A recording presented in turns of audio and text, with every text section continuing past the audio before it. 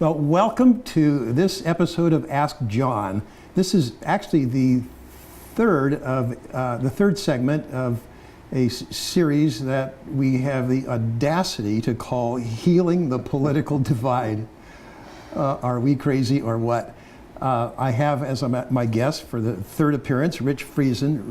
Rich has a master's degree in clinical psychology, a master's certification in neuro-linguistic program, and if you can say that, you're welcome on this program. He works with professional money managers, and he worked with professional money managers. How am I doing so far? Doing great, John. He works with professional money managers who want to increase their mental game, and with individuals who want to improve their relationship with money. So again, we may be the only two people in the world who think that we could actually heal the political divide. Everybody else just wants to win. They want to defeat the other side.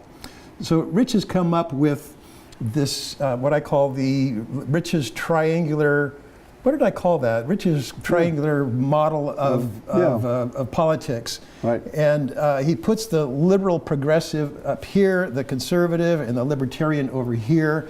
And then he spent quite a lot of time on past episodes talking about the attributes of those three points of view and what they lend to society in total and how important each side is. And you know what? We think people actually care. And do they? Rich, do they? Are we just being audacious?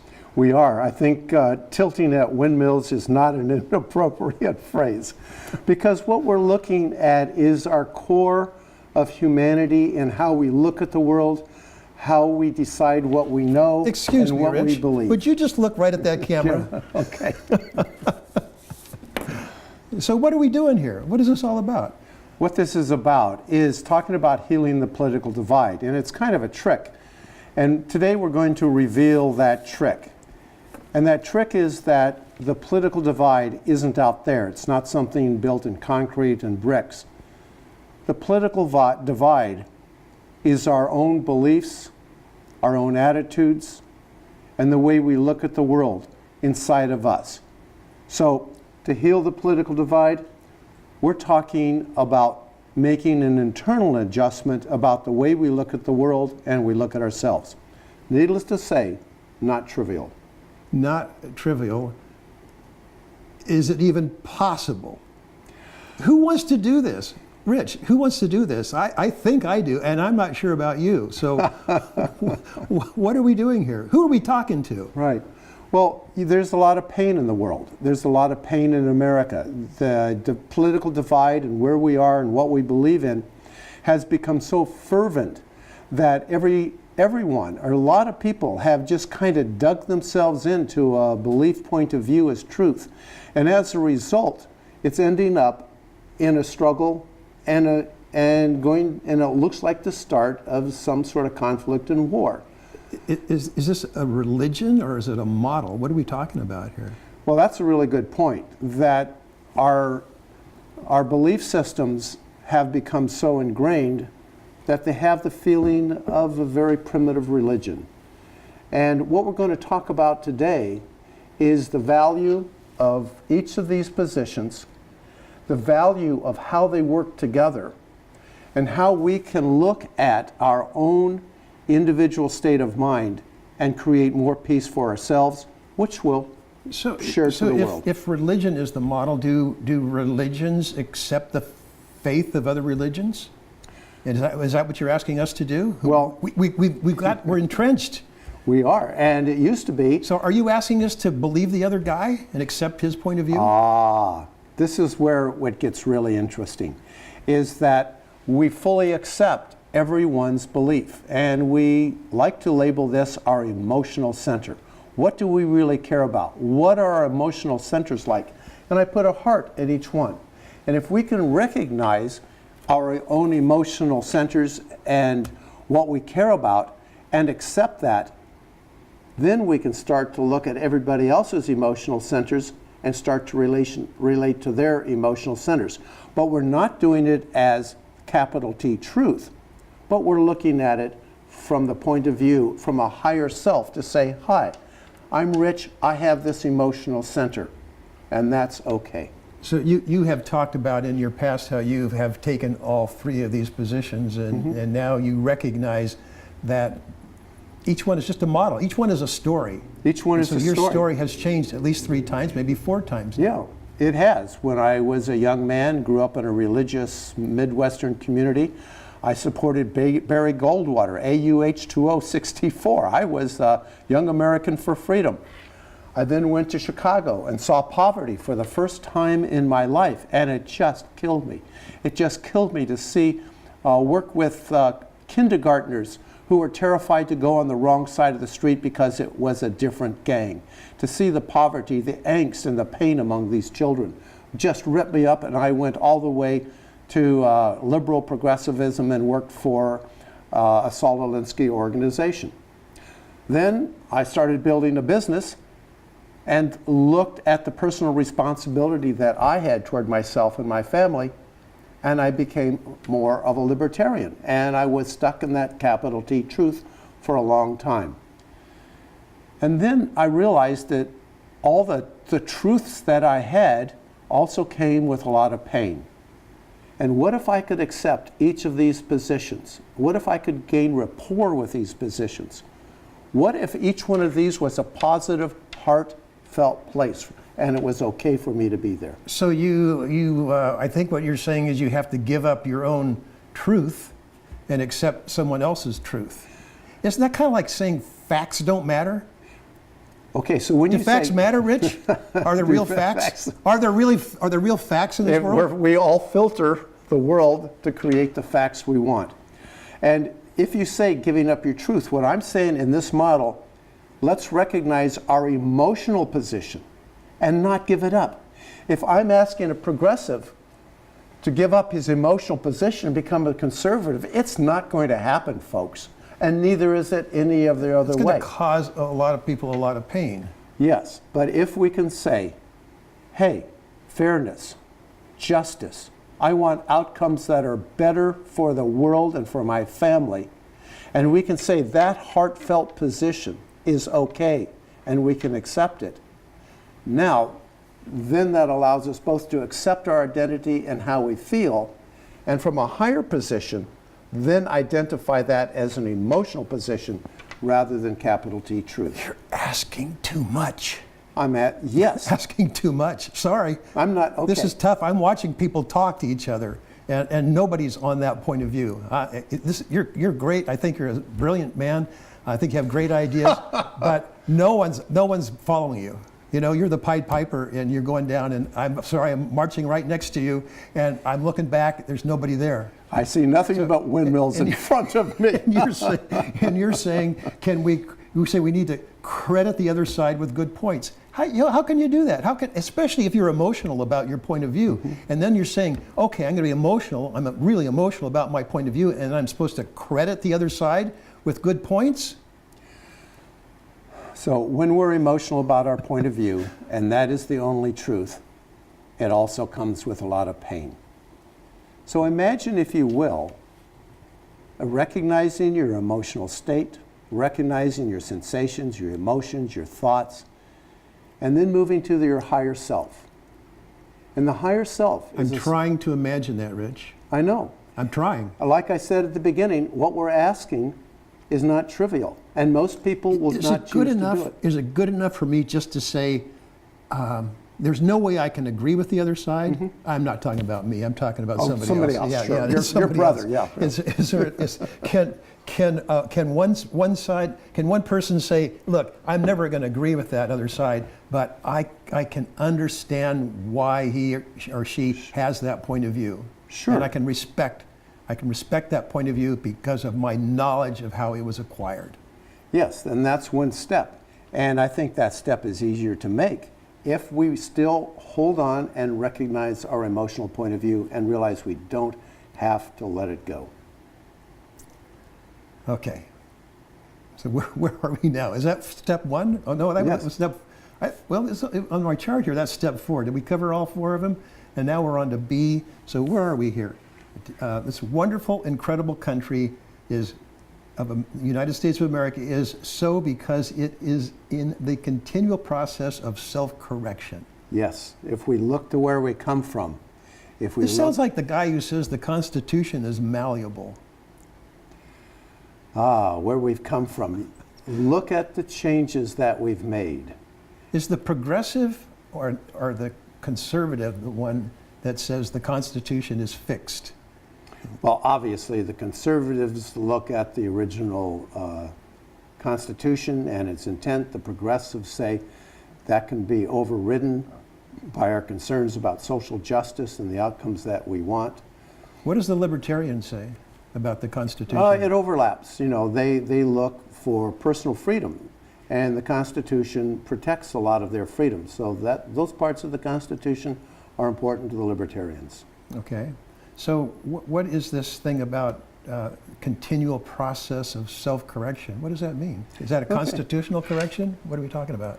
Well, it's more of a cultural So basically, correction. you've been talking about cultural change. Yes, we're talking Yeah. about cultural change. Yeah. And like, for example, the conservatives we talked about, what's important to them is moral order, and what they fear most is chaos and breakdown.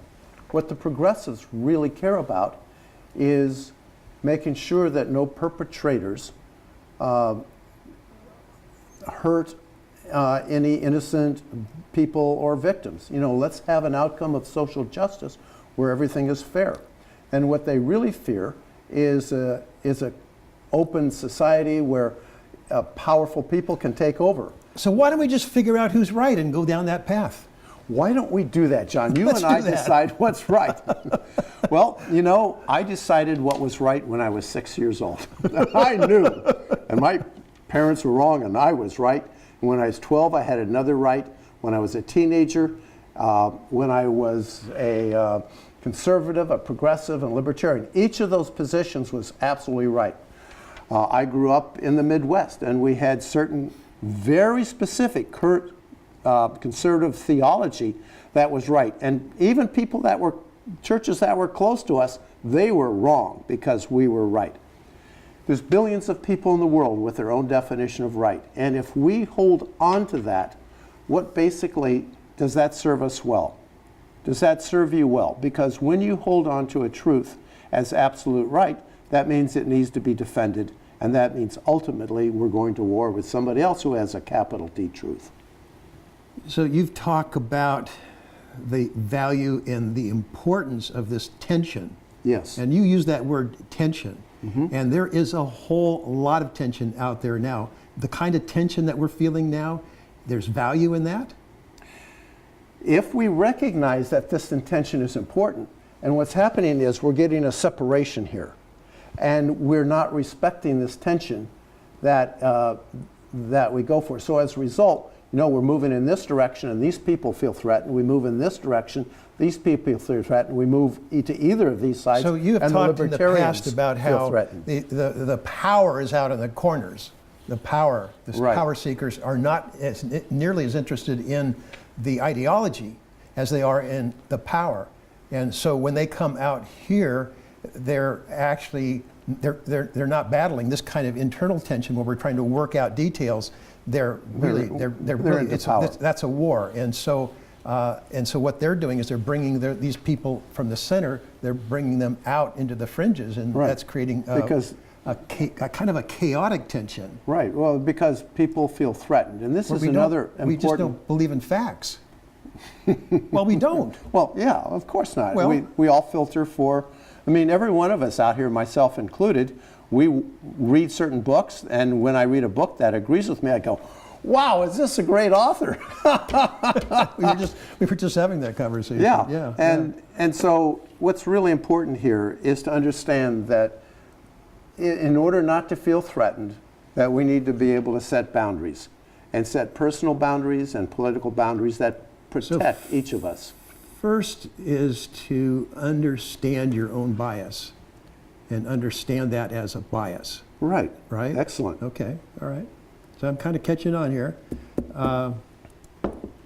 And accept the depth of your own emotion Yes. You know, we're all rational people, aren't we? Oh, absolutely. We make rational decisions all the time.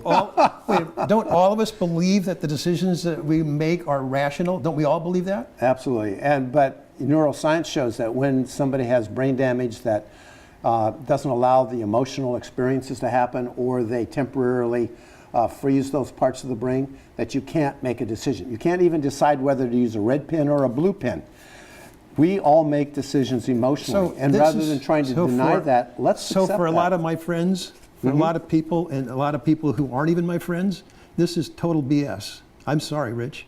When you start saying facts don't matter, then we really got to get off on this other realm. So I have John's 4 steps, 4 rules for political discussion. Okay, And I'm putting discussion in quotations. Okay, first rule, facts don't matter. Facts matter, of course, but if you want to get into political discussion, there's no room for facts. Everybody has their own. If you try to agree on facts, like you try to agree about the condition of ISIS, has it been defeated or not, is the economy doing well or not, has Trump committed felonies or not, is unemployment good, bad, if you try to agree on facts, you'll never get to the discussion. So first thing to remember is facts don't matter. Okay, rule number 2, never make an assertion or express an opinion. Never. Civility is lost when you do that, and facts will raise their ugly heads. So never make an assertion. Tempers will rise, all is lost. Okay. Okay, rule number 3. It's only about feelings. It's not about facts. You agree with that. It's about feelings. So only ask those feeling questions. How do you feel about that? How long have you felt that way? Why do you feel that way? Have you always felt that way? How long can you sustain those feelings? How do you relieve the pain? Just ask those questions. Now, number 4, being careful not to break rule number 2, which is don't raise the facts. Keep offering sympathy and consolation. Sincerity is really important. And if you can't be sincere, you've got to learn to fake it. Keep sympathizing until your discussion partner self-destructs, get PO'd, and walks away. You win. So we're using a humanistic approach to win the battle. I think this works. I think this works, and I think it works, and it doesn't matter which side you're on. If you're a liberal just having a discussion with a conservative, you can use these 4 rules, and it's going to work great. Because eventually, if you keep agreeing with him, or you keep not agreeing with him, he'll self-destruct, and it'll go the other way. I've seen it happen the other way. Conservative talking to a liberal, just let him go. Just let him go. Don't try to assert. Don't try to make a point, because you'll never get there. Either way. This is bipartisan advice. Well, it's fun if it works. Yeah. I think what you're pointing out is allow them to fully express themselves, allow them to be heard, and allow them to have their emotional But what do they really want? They want to win. And why are we going to get upset? I'm not pointing at a particular group. We all want to win. And when we get involved in a discussion and we don't have any pushback, we get upset because we don't get a chance to win. So you're denying them the chance to win. Oh, that is clever, John. Diabolical. It's diabolical. You're going to win by not winning. Oh, look out for that guy. That's fascinating. So, how do we clear up the political divide? I believe that first we start with ourselves. And I think that the steps that you outlined can be really delivered with heartfelt honesty. Once we recognize where our hearts are, once we recognize other people's hearts, and finally, we are able to articulate boundaries that are important to us. So you're saying that the main ingredient, the most important, is to listen. Yeah, and let's start with listening to ourselves. What do we care about? What we are afraid about? What do we fear about if the other political party Is comes that- to power. Is that going to work if you're talking to someone who wants to win? Is it good enough just to listen and to sympathize and to be sincerely appreciative of their point of view if they want to win? Sure, you can say, hey, it really sounds like this is a do or die battle for Well, you. what do they want? They want total acquiescence. Yeah, Do so they what not? you want is I mean, really each the other don't we side both- to acquiesce. Don't we want the other side to completely acquiesce? Yeah, and you repeat any that. Of us, are And any how of us will up that to work? that? Yeah. Are any of us up to that? Yeah, and then you can say, Are any of us up to giving up our emotional position and completely and totally acquiesce to the other side? yeah, so what you're saying You is, think in, so? this, in this conversation, you can say winning is all important to you. And and when you win, what Sounds a happens little to the world? challenging. Yeah, That sounds a so little- tell me about your world when you win. What's that like? Are you talking to me now? Yeah. No, you're not. Okay, I'll talk to you. So Yeah. when you're having a conversation and somebody is ready to pound you into the ground and needs to win, you say, wow, you need to really win this argument. This is really important I to you. think You it's feel just- threatened. So what? Rich, it's just good enough to listen without trying to convince. I think you're asking too much when you say that you agree to be convinced. I don't think anyone's going to do that. But I think it's good enough for you to ask me or ask anyone to listen without trying to convince. Right. So I'm not trying to convince. I'm just feeding back the intensity I hear. Yeah. And asking them to follow through on what it would be like. All What right. would happen if the other Okay. side won? You said this is key. Listen without trying to convince. Right. This is key. It says right here. Right. Okay. Active listening skills is all stuff Right. we've learned at different Yeah, and times in our skills, lives. active listening skills Okay. are great. All right. And acknowledge others' validity in the process. And this is where I'm not quite there. I'm perfectly willing to acknowledge someone. Oh, wait a minute. We're not talking about me, are we? No, we're not. You're talking about somebody, your somebody brother, else. yeah, yeah. Somebody else. I think most people. Okay, people are in general are usually not there. It's good enough for me just to ask them to understand how someone could have that position. Mm-hmm. And that's another way of saying the validity of And the position. given this, we can appreciate this position. And we can say, you know, I really appreciate Yeah. the progressive position in ending slavery and civil rights. I really appreciate women's rights and suffering and what we've done in outcomes and fairness. And I really appreciate that contribution. Acknowledge others' heartfelt feelings. I think that's Yeah. I think that's doable. I think most of us can do that. I think most of us can put aside our own Right. feelings just enough to acknowledge that someone else has real, honest feelings that are contrary to ours. Yeah, what we're doing is we're getting a level of satisfaction by operating from our higher selves. We can operate from our reactions, from our emotions. We can feel that vial, that adrenaline in our body. We can feel those reactions. We can go to fight and flight. But afterwards, how do we feel? And what do we feel instead if we operate from our highest self? We're inviting everyone around us to operate from their higher self, and it could spread.